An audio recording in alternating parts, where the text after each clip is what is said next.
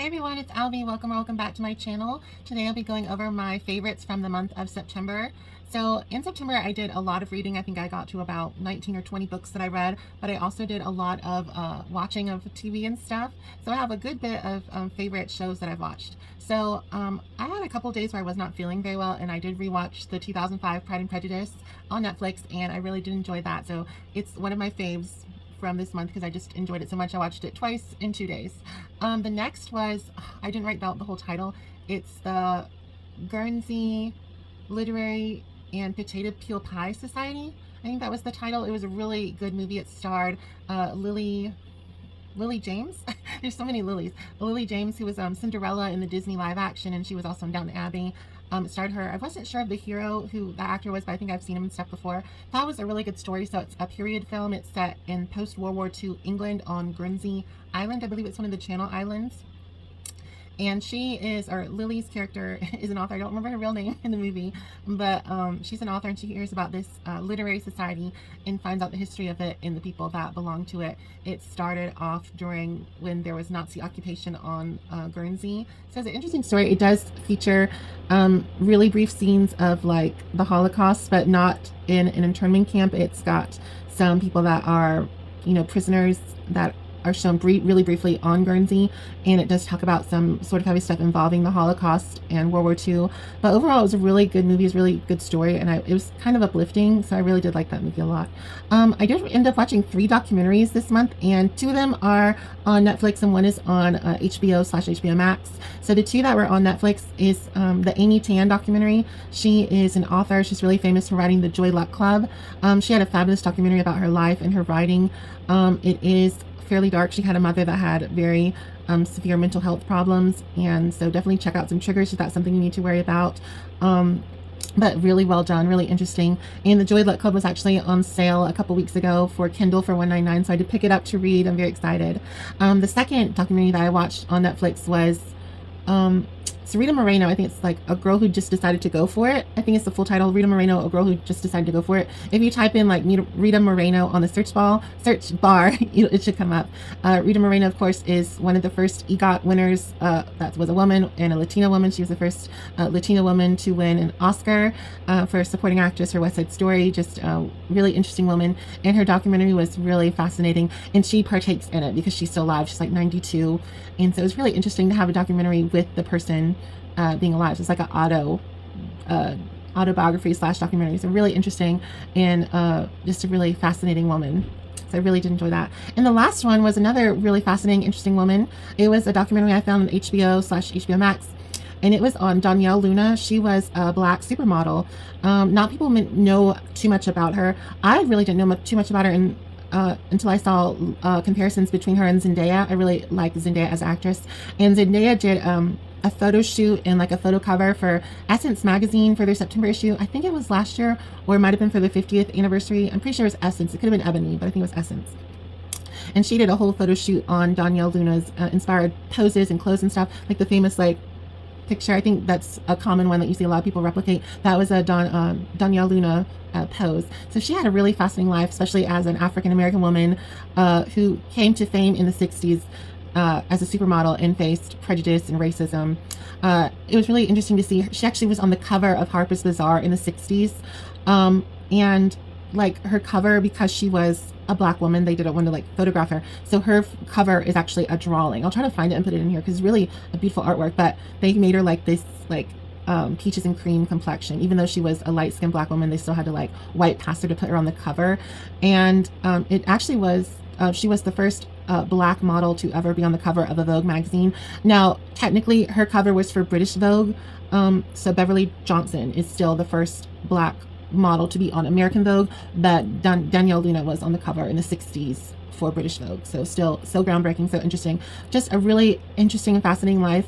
I'm obviously not like a model or anything, but I really do like fashion. I'm not like a big fashion person where I shop the clothes, not a lot of things are made for my body type, but I really do love the history of fashion and modeling, and it was just a really interesting story and one that's not told. So I definitely think there could be a potential to have Zendaya play her in a biopic one day, but I think it's called Daniel Luna, and it's spelled, I'll have the spelling and everything in the notes and have the picture, but just really fascinating story. All those were wonderful documentaries, and I absolutely love them all. The next thing I watched was a television show. Crystal actually had like a post on it on her Instagram, and I was like, ooh, I want to watch that.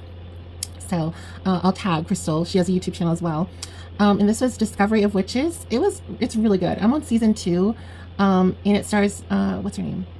Diana is the character. Teresa Palmer. She was in The Choice, the Nicholas Sparks adaptation a couple years ago.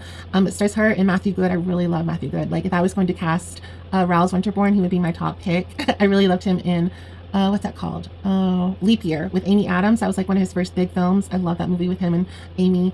And then he was in Stoker, which was with Mia Wasikowska and Nicole Kidman. I love that movie as well. But Discovery of Witches is so good. It's I'm on season 2. There's 3 seasons. Teresa, who plays Diana, is a witch, but she doesn't have like fully developed powers. She's an alchemy professor at Oxford. And Matthew Good plays Matthew, I think is his name on the show, and he is a vampire. So it's witches and vampires, and you know, they have like, they're kind of like enemies, but you know, it's romance ensues. So it's a drama show. It's fantasy, but also does have a lot of romance, and I really do like it. It's one of those slow burn romances, but very passionate. And it's not so slow burn because they don't like each other. It's because of like, one, he doesn't want to like eat her, you know, well, you know what I mean. But yeah, it's a really good show. I've liked it so far. Season 2 does a time jump, so it's a little bit of a time travel as well. So it's been really fun. All right, let's go into my favorite beauty products from the month of September. I absolutely love these. These are the LA Colors lip oils. I got them at Dollar General. I'm not sure if they're at Dollar Tree, but at my Dollar General, these are like $2.75. This is the shade Berry Burst, and it tastes like Nerds. And then the other flavor or color I have is like raspberry, and it tastes like sort of like a sour raspberry candy. These are lip oils. They go on clear. They do have a little bit of like a color in the tube, but you don't put on enough to really garner that color. So they're just really lovely. They're really comfortable, and they're not sticky or goopy. They go on really thin, and the applicator is really thin too. So you can see it's not one of those really big like buckfoots or anything. It's just like a real thin stick, which I like. The next beauty item I've really loved is my hot rollers. I'm trying to see who makes these. I got these on Amazon. This is Remington. So it's the Remington one. It's pink, and it has purple and pink and white. I think there's 20 of these, and they go from like 1/4 inch to a 1/2 inch to an inch, I think. And I got this for like $20 or $22. So if you go on Amazon, look for the Remington hot roller set, and it should be not too expensive. So my hair, even though it's naturally curly, since it's gotten colder out, I don't wear my hair like natural and let it air dry. So I blow dry it straight at night, and then every morning I'll do it in the hot rollers just to like give it a little bit of uniformity and stuff. But I really liked them. Hot rollers are super easy. I just grab chunks, roll them up, clip them. I think I might let them sit in there for 10 minutes, but really you don't have to. My aunt, her son was getting married, and she literally had her hot rollers in the car on the way to the wedding, and then just took them out, and then boop, her hair was perfect. So you don't really have to worry too much with hot rollers, which is nice too. All right, another thing I got is the Unbrush. I've heard about this from TikTok and other places. So here's an up close. You can see it doesn't have the little balls on the end, and it's vented. So this is supposed to be like better than the wet brush, and I find them to be pretty equal with one another. Like this one, I really do like that it's vented, and it's better for heat because I have melted my wet brush trying to blow out my hair with it. So I can actually blow out my hair with this brush and not melt down the bristles. And I like that it doesn't have the balls on the end because you can really clean it well. There's still some hair in there, but it's not, you don't get all that weird like lint and stuff like you get in the wet brush. So far it's on par. I wouldn't say it's any better, but it's really nice that I can blow dry my hair with this brush because the wet brush couldn't handle the heat. So I really do like the Unbrush. All right, my favorite book from the month of September. I should have really started with the book because this is kind of like a book channel. But my favorite book was Morbidly Yours by Ivy Fairbanks. It is a widow romance. It's sort of not second chance. It has a hero that's demisexual. He is a mortician. She is an animator. She travels from Texas to Ireland, and it was just a lovely story. I think it's like $3.99 or $4.99 to buy on your Kindle, but one of the best books I've read this year. It was just really lovely, so moving, so romantic. It has really good spice. It's one of those where it is a slow burn, but it's not slow. Like there's a lot of passion and heat and building and yearning for one another. It's I guess what people would call angsty, and it's mutual angst, which I really liked as well, instead of just having like someone pining and then the other person like oblivious. You know, I like that this one, everyone was like, interested. So Morbidly Yours by Ivy Fairbanks, definitely a 6-star read and really lovely. All right, and the last thing is the favorite thing that I ate, and I actually made this myself. It was maple butter blondies. So I will I'll try to put the recipe in the description box. It's really simple. I even doubled the batch and it was fine. Now for my icing, I kind of cheated and I bought the Dolly Parton Duncan Hines collab buttercream icing, and then I just added 2 tablespoons, TSP, is that tablespoons, teaspoons? I don't know. 2 little tablespoons, no, teaspoons, must be teaspoons, it wasn't that big, of maple extract, and added that to the buttercream and just, you know, mixed it together. It was really delicious. I made about 40 bars and I only had 4 left because I made it for an event and they're all gone. So if you're looking for a fun holiday treat that is cinnamon free, I'm allergic to cinnamon, so I have to find stuff that doesn't have it. I would definitely check out making blondies with like icing or buttercream icing, or just plain blondies. They're delicious.